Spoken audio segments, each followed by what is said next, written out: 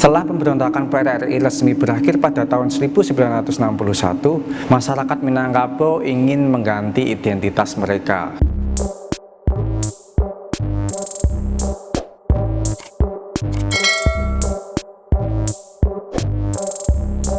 Terima kasih sudah klik video ini. Jangan lupa untuk subscribe bagi teman-teman semua yang baru tahu channel ini, supaya tidak ketinggalan info-info dari saya. Pada kehidupan sehari-hari, kita pasti pernah melihat dan bahkan menyantap enaknya nasi Padang. Ada nasi rendang, dan bahkan nasi Padang merupakan salah satu makanan terfavorit bagi masyarakat Indonesia dan juga di mancanegara. Banyak sekali ada yang survei mengatakan nasi Padang, yaitu menu favoritnya adalah nasi rendang, adalah makanan terenak di dunia. Mungkin tak banyak dari teman-temanku semua, my brosku semua, yang tahu misteri yang tersembunyi dari nasi Padang. Pingin tahu? Simak terus.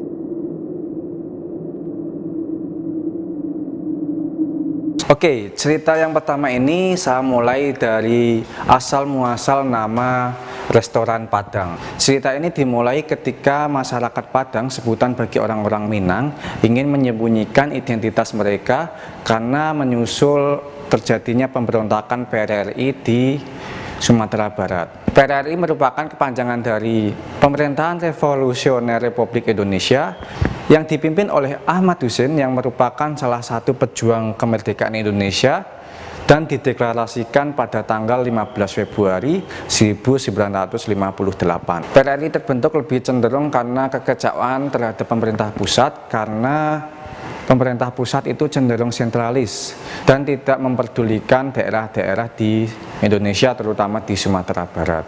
Setelah pemberontakan PRRI resmi berakhir pada tahun 1961, masyarakat Minangkabau ingin mengganti identitas mereka. Dua yang paling mencolok yaitu masyarakat Minangkabau berusaha mengganti nama etnik dari Minangkabau menjadi Padang, serta mengganti nama identitas dari Minangkabau menjadi kejawa-jawaan. Asal-usul penamaan restoran Padang berhasil ditemukan paling awal melalui penelitian yang telah dilakukan oleh Surya Suryadi, yang merupakan filolog dari Universitas Leiden, Belanda. Ia menemukan bukti historis empiris, yaitu sebuah iklan restoran Padang yang bernama Padang Restoran, yaitu goyang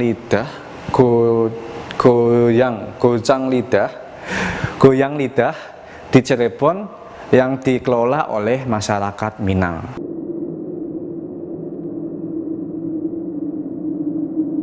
Cerita yang kedua, misteri yang kedua itu terdapat foto kakek-kakek di setiap restoran Padang. Mungkin di beberapa restoran Padang. Pernah melihat foto kakek-kakek tua di salah satu restoran Padang? Kalau pernah, silahkan bisa komen di bawah. Pada sebuah artikel telah ditemukan nama si kakek itu ternyata namanya Syekh Kiramatullah Ungku Saliah, namun lebih dikenal dengan sebutan Angku Saliah atau Ungku Saliah. Ungku Saliah merupakan ulama yang berasal dari Padang Pariaman. Ungku Saliah lahir pada tahun sekitar 1887 Masehi dan wafat pada tanggal 3 Agustus 1974. Menurut sejarahnya, Ungku Saliah pernah berguru kepada dua ulama besar dari Sumatera Barat, yaitu yang pertama adalah Syekh Alumanantuwo dari Kota Tuwo, Bukit Tinggi, dan memperdalam ilmu tarekat kepada Syekh Abdurrahman di Suro di Bintungan Tinggi. Salah seorang pedagang dari Padang Pariaman menyebutkan memajang foto beliau merupakan salah satu bentuk dari penghormatan kepada Ungku Saliah. Beliau juga merupakan contoh keteladanan seorang ulama yang berhasil mengajarkan ajaran Islam kepada masyarakat. Menurut artikel, Ungku Saliah adalah salah satu sosok seorang pedagang yang jujur dan ahli dalam berdagang. Wah, jadi luar biasa sekali ya. Ungku Saliah merupakan seorang ulama dan juga seorang pedagang yang jujur dan menjadi panutan bagi orang-orang Padang Pariaman. Dan kebanyakan dari mereka yaitu menghormati beliau dengan cara memajang foto beliau sebagai contoh keteladanan ulama yang sangat besar dan berjasa akan penyebaran ajaran Islam.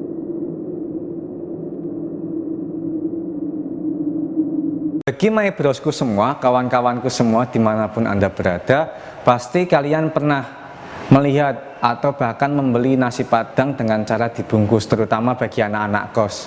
Karena ternyata porsi yang disajikan secara bungkus itu ternyata lebih banyak. Apakah ada yang pernah? Silahkan komen di bawah. Dan ceritakan pengalaman menarik kalian ketika kalian membeli masakan Padang. Nah, menurut cerita orang-orang pada zaman dahulu, pada zaman Belanda, masakan Padang itu hanya dinikmati oleh orang-orang yang berada, seperti saudagar-saudagar kaya dan juga orang Belanda itu sendiri. Maka dari itu, para pemilik warung nasi Padang ingin masakan mereka itu dinikmati oleh kaum pribumi, sehingga diberikanlah kepada masyarakat pribumi dengan cara dibungkus. Ini adalah merupakan salah satu bentuk solidaritas orang Minang terhadap orang-orang pribumi. Keren. Misteri selanjutnya yang sudah terpecahkan adalah karena kompensasi biaya. Para pemilik warung beralasan karena orang-orang yang membawa pulang makanan itu tidak mendapatkan pelayanan di tempat seperti orang-orang yang sedang makan di warung tersebut. Maka sebagai bentuk pelayanan terbaik bagi pelanggannya, para pemilik warung memberikan porsi lebih bagi para pembelinya, sehingga pembeli itu merasa senang dan merasa puas terhadap makanan dan juga pelayanan dari sang pemilik warung. Dan juga ada alasan lain karena mengurangi biaya cuci piring. Nah, kalau saya mah nggak apa-apa Pak, yang penting makan dan bisa makan enak, cuci piring juga nggak apa-apa.